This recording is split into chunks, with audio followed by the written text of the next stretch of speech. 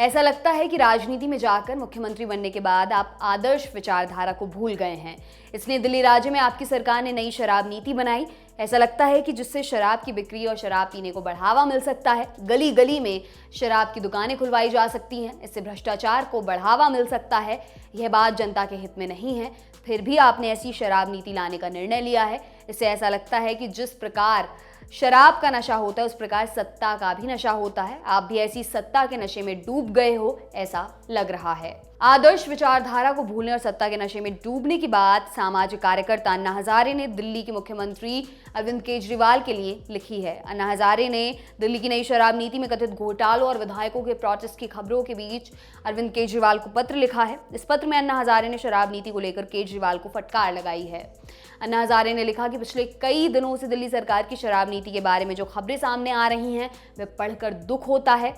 अन्ना ने अपने खत में केजरीवाल को उनकी किताब स्वराज के बारे में याद दिलाते हुए कहा कि इस स्वराज नाम की किताब में आपने ग्राम सभा शराब नीति के बारे में बड़ी बड़ी बातें लिखी थी। अन्ना हजारे ने अपने खत में लिखा है, भ्रष्टाचार मुक्त भारत के लिए जो ऐतिहासिक और लोकायुक्त आंदोलन हुआ उसमें लाखों की संख्या में लोग रास्ते पर उतर आए। उस वक्त केंद्र में लोकपाल और राज्य में लोकायुक्त की जरूरत के बारे में आप मंच से बड़े बड़े भाषण देते थे, आदर्श राजनीति और आदर्श व्यवस्था के बारे में अपने विचार रखते थे। लेकिन दिल्ली का मुख्यमंत्री बनने के बाद आप लोकपाल और लोकायुक्त कानून को भूल गए।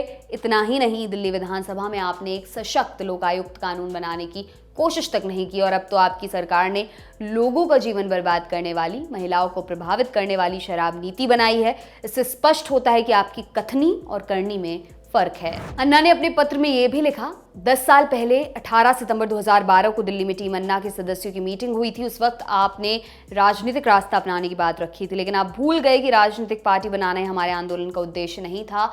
उस वक्त टीम अन्ना के बारे में जनता के मन में विश्वास पैदा हुआ था, इसलिए उस वक्त मेरी सोच थी कि टीम अन्ना का देश भर घूमकर लोक शिक्षण, लोक जागृति का काम करना जरूरी था। अगर इस दिशा में काम होता तो कहीं पर भी शराब की ऐसी गलत नीति नहीं बनती। अन्ना ने लिखा कि दिल्ली सरकार की नई शराब नीति को देखकर पता चल रहा है कि एक ऐतिहासिक आंदोलन का नुकसान करके जो पार्टी बन गई वह भी बाकी पार्टियों के रास्ते पर ही चलने लगी। यह बहुत ही दुख की बात है। आपके लिए खबर लिखी हमारी साथी सुरभि ने। मेरा नाम है दिव्यांशी। देखते रहिए दी लल्लन टॉप। शुक्रिया। लल्लन टॉप का सबसे ठस, ठेठ और ठसकदार बेबी आ गया है लल्लन टॉप का पॉडकास्ट, जिसका नाम है बाजा, और ये बजेगा सिर्फ लल्लन टॉप ऐप पर।